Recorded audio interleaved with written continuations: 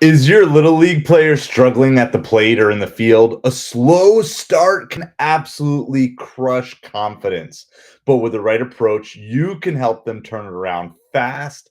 Let's break down exactly how to get your child back on track or the child on your team back on track and loving baseball again. Hi, everybody. I am Craig. Welcome to Metropolitans. We're YouTube's smallest New York Mets, Miami Dolphins channel, but we also talk a little bit of Little League in here where the future major leaguers are maybe playing right now. I've been coaching Little League in some capacity for the last 4 years.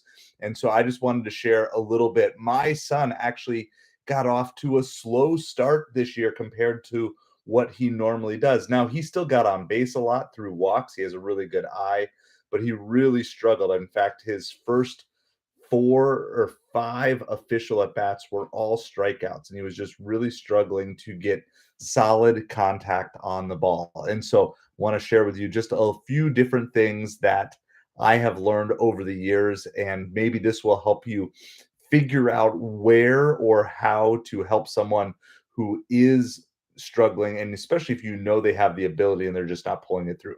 Number one, you need to keep encouraging and stay positive. I know it's so hard to do, especially when it's a player who should be contributing to the team winning and it just doesn't seem to be working right now.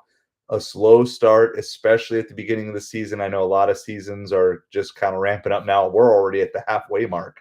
We're about halfway done. We're 8 games into our 17-game season already with spring break coming up. But it's just the beginning of the season. It's not that big of a deal. Let them work through the things that they need to work through, help them to stay confident, enjoy the game.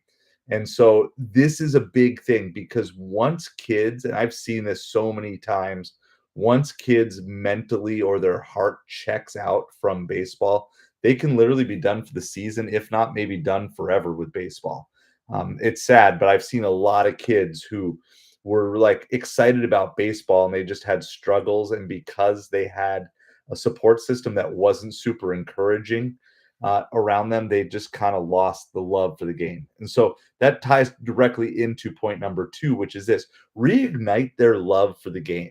So if they're struggling, remind them why they love baseball. Make it fun again.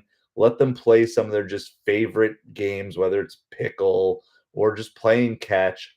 Let them coach for a younger sibling. Or what I recommend, honestly, is if you can, take them to a baseball game.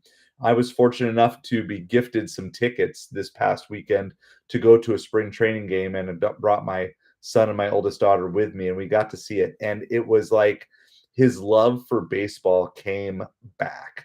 Not that he didn't still love it, but it was just something. Right now, we're barely watching these spring training games. He's busy with school. He hasn't had a lot of time, but getting to go to an actual game, see the players play, and he didn't actually talk much at all during the game. He just watched and took it all in. And it had been about 2 years since we had been to any sort of baseball game, outside of his own little league games. And so to just see him do that and kind of soak everything in, I think it really helped a little bit because you get to see. And when you go to a baseball game, you see, depending on the day you go, you'll see some of the top players in Major League Baseball absolutely have horrible performances for that one day. But then you learn that's not what defines them. You're not defined by going 0 for 4. You're defined by what do you do consistently day in and day out. And when you have a bad day, how do you come back? Or if you have a bad at bat this time, how do you come back the next time? So find ways to just reignite the love for the game, because when I saw my son watching baseball and enjoying baseball, it seemed to take a little bit of pressure off. Now there are more things going on, and so that's what we're going to do. So next thing, of course, with this is take off the pressure. You need to take off the pressure when someone is struggling. Like, I get it. Maybe that kid, maybe your child is the star, is the hero, that sort of thing. But when they're struggling, when they're not seeing the ball well, the extra pressure to hit a home run is often what will lead to bad mechanics. It'll lead to bad decisions, bad swing decisions, all sorts of things. And so take off the pressure. Now, there might come a time, and some kids thrive under pressure. We know this, but not all kids do. Some kids just hit that point where it's like the pressure is just too much, or maybe not too much overall, but just too much for this season that they're in. They're already trying to figure out, am I doing this right? Am I doing that right? I don't know, understand what's wrong with me. Why did I get so bad at baseball so fast? I was so good last year. Now this year I'm no good. And a lot of these things are just the process of warming up, getting things going, especially if you have a start to the season kind of like we did this year, where we had multiple practices rained out. And it was really hard to get into a rhythm because they weren't seeing practice on a regular basis. So take off the pressure.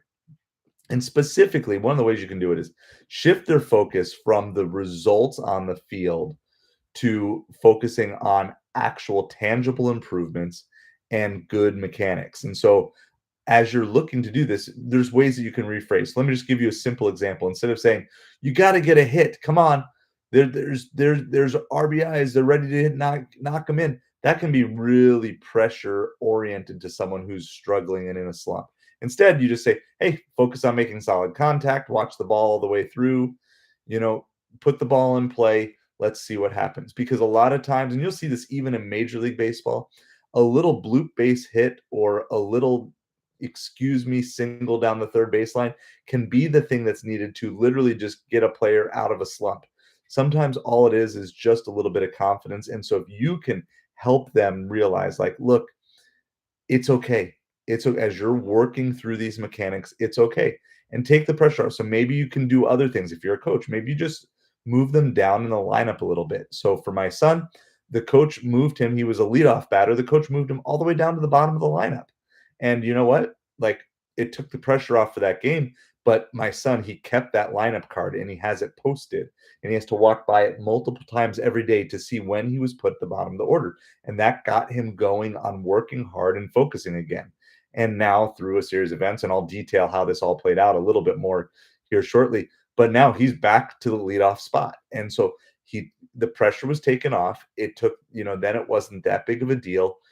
He was also feeling a little bit sick and all these other things, and made some adjustments and went from there. So what do we want to do then from there? Well, another idea, if they're kind of stuck, and this really 4 and 5 are kind of the same thing, but have them watch some educational videos and also at the same time have them check their mechanics, or maybe more specifically, you check their mechanics. And I'll give you a little tip that I did. So, first of all, a lot of times kids just need reminders of things that they've been told. And you might say, well, I don't understand. He's been playing baseball for 5 years. How come he doesn't know how to hold the bat? How come he doesn't know? They're kids. That's the simplest thing I can say.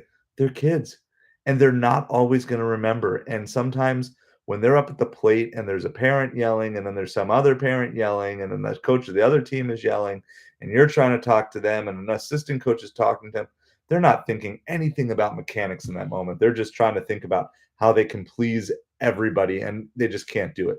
And so instead, if you can get back to the point and get them back to the basics of, let's just make sure all your mechanics are smoothed out, because if your mechanics are good, everything else is going to come alongside. And so find some educational videos, find something on whatever particular area. So I did this with my son the other day.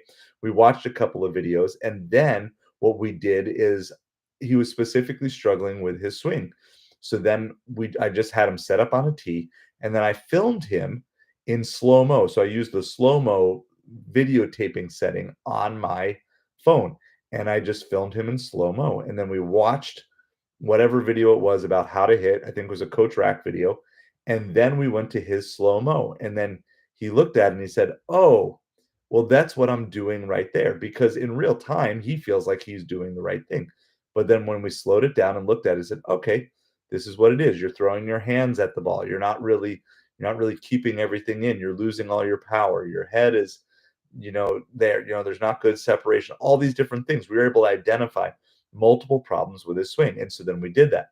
And then we would film it again. And then we looked at the feet. And then we would film it again. And we would look at, the stance and where he's holding the bat. And we just broke down his entire swing one step at a time. We used slow-mo, and then we compared it to what was a good swing. Now, of course, if you have video of them with a good swing in the first place, you can always bring that back up and say, "Hey, this is how you used to swing. This is how you're swinging now. You tell me the difference." And here's the thing: you have the added benefit of it really helps them.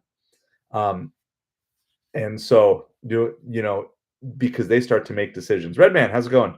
No, my kid loves baseball. Um, so I think a lot of dads want their kids to play sports because sports is a great learning activity, and whether it be baseball or not. But I can tell you on this team this year, most every kid, as far as I can tell, loves playing the game.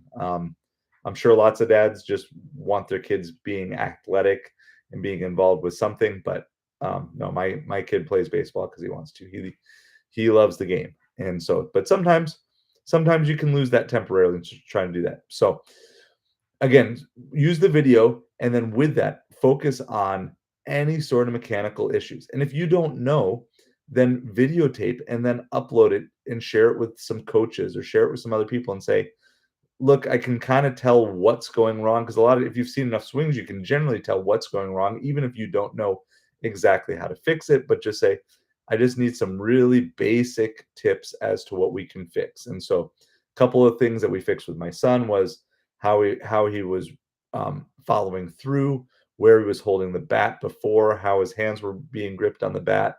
We didn't have to move his stance. He had already adjusted his stance and everything was there, but there was lots of little things that needed to be fixed. And so, and again, I would encourage you as much as possible, have them try to figure out what exactly isn't working by looking at the video and just saying, hey, look, okay, that's something like that. And so, again, if you're working with phraseology or right words to use, instead of saying you're doing it wrong, just say, let's try this and see how it feels. If you don't like that, then we can go back to how you're doing it. And honestly, if they don't practice it a lot, they're probably going to go back to some of their other habits anyway.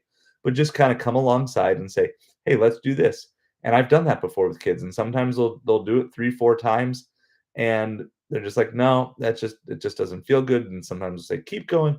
Other times they'll say, "Okay, that's fine," and go back to the other way. But they've already tried something a little bit different, and sometimes even that, just trying to maybe correct a little thing even if they go back to their old ways, they've at least internalized a little bit of it. And if they're involved in doing that, then and they're involved in seeing why they make the mistakes, they're going to be a lot more likely to be able to actually fix the mistakes as they go. And then specifically on fixing mistakes, don't just point them out. Okay, this is a hard thing to do. I do it sometimes as a coach. I do it sometimes as a parent. I know I hear lots of parents doing it a whole lot. Um, and especially in a game situation, don't try to overcoach them in a game situation because it's just going to be overwhelming. So most of the time, kids know and understand that they're struggling. They don't need you to tell them that. And so again, use that same phraseology we were with mechanics, which is instead of you keep dropping your hands, your head's flying up. Okay, maybe in a batting cage scenario, that might be a thing. You can say, okay, what did you do there? What went wrong there? And they might be able to tell you that. But instead, what you want to do is rephrase it as positive things like let's work on keeping your hands up, or let's keep up, watch the ball all the way through the bat, keep that head down. Okay, give them that. And then if you have a drill or if you have a fun activity that can reinforce that even more, do that. All right, before we get to our final couple of tips and the resolution to the story, I just want to share with you guys, if you are a little league coach and you maybe are kind of in over your head, that was kind of how I was. I got thrown into coaching t-ball my very first year. I had no idea. I mean, I had played little league, but I had never been a coach. And here I am, my 4th year involved with little league, and I've been in some capacity of assistant coach every year. So I've learned a lot from the sideline. I've had the opportunity to learn from some great coaches. And so I put together a beginner's guide of everything that I've learned so far, and I'll be updating it soon because I'm continuing to learn new things. It's like under $20. It's a great opportunity. And I'm wanting to encourage you. You can buy it and share it. Like, I don't care. Like, buy it and share it with your entire coaching staff if you need to do that. But I really want to help coaches. And one of the big things I want you to be able to do is just help kids fall in love with baseball. Because if they fall in love with baseball, even if they're going through a slump, it's going to keep them coming to the ballpark. It's going to keep them coming, hopefully, with a smile on their face, and they'll break out of the slump sooner rather than later. All right. So that's available for purchase. You can get that beginner's guide to coaching Little League. If you're watching live, it's the pinned comment. If you're watching on replay, it's down in the description below. Vitalik, how's it going? Hope you are doing well tonight. All right. A couple more things here just to wrap things up, then I'll tell you kind of the end of the story, or at least the resolution of my son's slump to start the season. Celebrate hustle and proper mechanics. And honestly, I would just say this: celebrate anything that they are doing right. Okay. If you see a kid who is struggling, just celebrate things when they're doing right. Don't, again, like we already emphasized, they already know that things are not going the right way. They know they're struggling. So if you can reinforce, hey, that was a good job. I see this a lot. I'll give you a particular area where a lot of kids struggle, which is they struggle to swing and try to put a ball in play with 2 strikes. I see this a lot in that 8 to 10-year-old range, and then they end up just walking back to the dugout on a called 3rd strike. And a lot of times you'll see players, they'll swing, and then they swing and miss with 2 strikes on a close enough pitch, but it's one that you would want them to defend the strike zone on, and a coach or a parent will say, "What are you doing swinging at that?" Well, guess what that's gonna do? The next time there's kind of a close pitch with 2 strikes, they're gonna take it, and they're more likely to get called out. So, what you need to do is anytime you see them do that, and I'll a lot of times you'll see, like, a player who will, um, foul off a ball with 2 strikes. And like, to me, that's a huge thing to do that. How do you get your kid to love baseball, Redman? I'll answer that question in a second. So I'll take your questions at the end. So hang tight. I'll get to those in just a second. But emphasize anytime you see them doing something right, if they're still hustling on the field, if they're the first one in the dugout after the inning is over because they're running, if they're still talking up on the field, if they're encouraging their teammates, all of those things are things that make a good teammate. And when you struggle, if you see a kid who just like when they're struggling, they just sit on the bench by themselves and they don't talk, like, yeah, that's obviously not fun. So if you see your kid or a kid on your team who's struggling, but they're still giving maximum effort, they're still talking up the team, they're still watching the umpire and learning the strike zone, they're still doing everything, or they're still doing the mechanics, but the hits haven't come correct yet, um, point it out because that positive reinforcement is just going to get them going. So last year, I noticed my son's stats took a drop for a couple weeks because we were in transition. We were living in a hotel and his stats went down. They dipped. It wasn't because he forgot how to play. It was just there was chaos around him. And so I just stuck with him and said, understand, like, look, this isn't easy. It's not easy when you're playing baseball. And then at the end of the day, you don't have a home, a room to go to. You're just going back to a hotel. It's kind of like embarrassing. It's not really like a fun thing to talk about. It's hard to get a good night's sleep and everything like that. And so I just kept emphasizing, hey, just keep doing what you're doing. It's going to come. And then sure enough, as soon as we got settled into the next place, everything came back because those mental stresses, those pressures were taken care of. Those outside factors were no longer a factor. And because he didn't mess up his mechanics, his head was just kind of in a weird space. He was able to come back around and then he started hitting like crazy and made all stars and all those different things. But there was like a 2-week period in there where his stats took a dip. And so I just focused on celebrating everything good that he was doing through that point. All right. And that leads to the last thing, which is you do need to consider off the field distractions. And there's so many things. There's more distractions here than we can possibly mention. But in the very least, check in with them, check in with the kid, check in with the parents, see if there's anything that you need to know.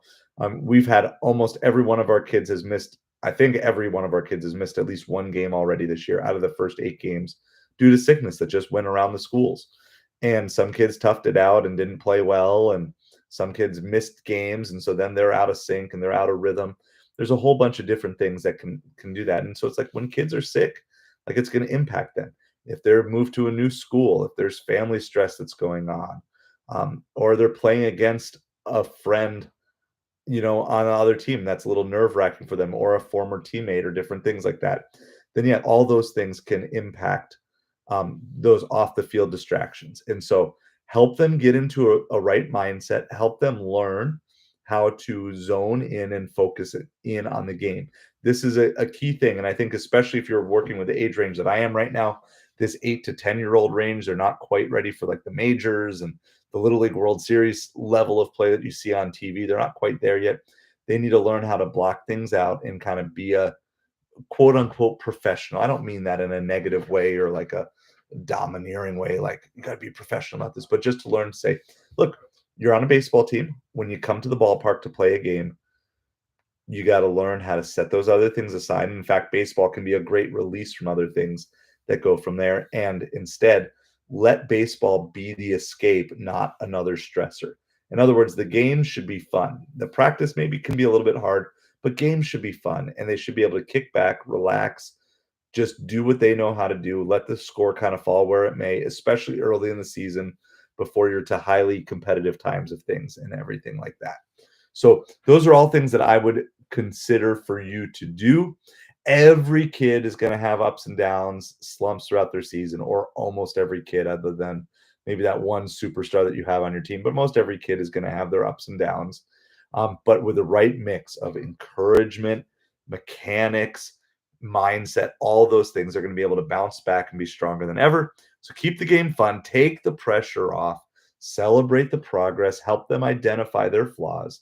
Before you know it, they're going to be back to striving and thriving at baseball and loving the game that we all love.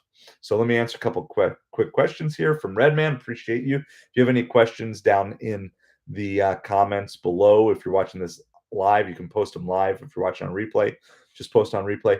And then I'll answer a couple questions and I'll tell you the end of the story. So am I a baseball coach? Yes, I'm assistant coach, one of the assistant coaches for my son's team this year. He's playing AAA, which is 8 to 10-year-olds generally, doing that. And how do you get a kid to love baseball as much as dad? I think the simplest thing is let them go see baseball. The best thing that you can do, let them see baseball. If you can get them to a live game, great. If not, just sit down and build memories just watching a baseball game and talking strategy and talking about the old players that you grew up with. Doesn't matter what generation, whether you grew up in the Mickey Mantle generation or the Albert Pujols generation or somewhere in between. That's a great way to do that. All right, so here's the end of the story here.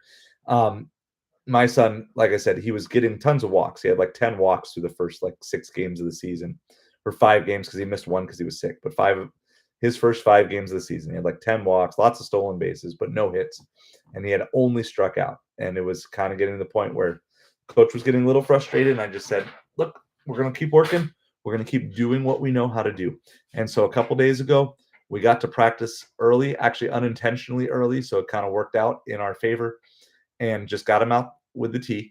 And like I told you, I just started filming in slow-mo his stance and his swing and everything. And we just started looking at it and we started pulling it apart. And he got a little bit frustrated. And I just said, hey, like take a break, but let's come back to it. We came back to it. We went through it. He ironed a bunch of things out. Well, that night, that was we got the extra practice on Monday. He had a game yesterday. Not only did he get his first hit of the season, he went 3 for 3. We got 3 hits, 3 singles yesterday. And then we had a game again tonight.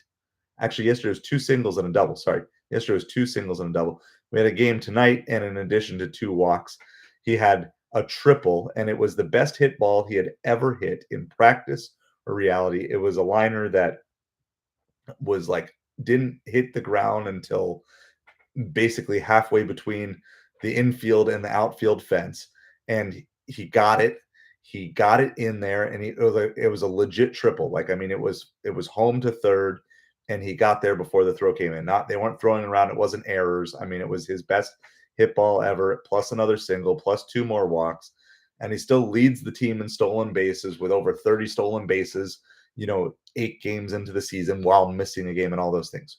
But why? Why are we seeing those results? Because put all those things into practice that I shared with you. And that's why I wanted to share it with you, because this isn't just theoretical. This literally was the story of my son to start the baseball season. And sure enough, right, with everything being back to where it is, he's building trust. He's back in the leadoff spot where he loves to be because he gets to hit more and he gets to be at the top of the lineup. He's a leader.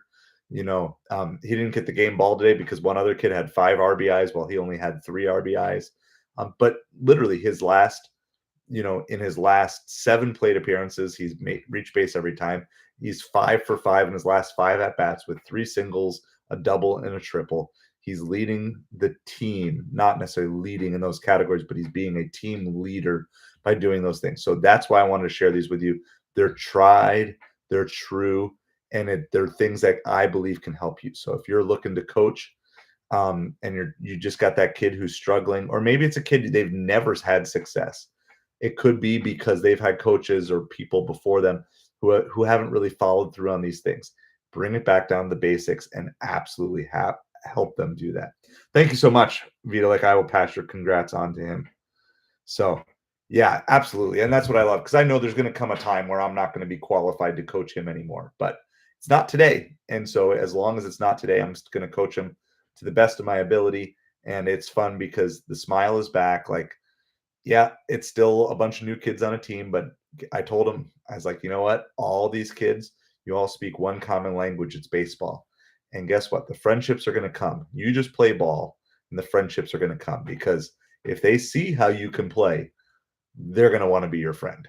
You know, not that that should be the basis of a friendship, but when you're on a ball team, if they see how you can play, that's going to be a huge thing that's going to really encourage your whole team to want to do that. So, again, if you're looking for some tips to get you going with coaching, we'll keep providing free videos for you on here, but we do have that guide, a beginner's guide to being a little league coach. So, if you're like thrown into it, or you've got some new coaches on your team that you really could use some help going, I would strongly encourage you. It's 4 years of little league coaching experience of everything that I learned from knowing absolutely nothing with no coaching background to working with some great coaches locally and even like all-star level and former high school coaches that have come back to help with little league. So, Plain Sharks, how's it going? We're just about wrapping up. I'm exhausted on the night, but I encourage you to watch and follow along. Oh, by the way, because we are still kind of doing some team updates, the team has lost one game so far this season.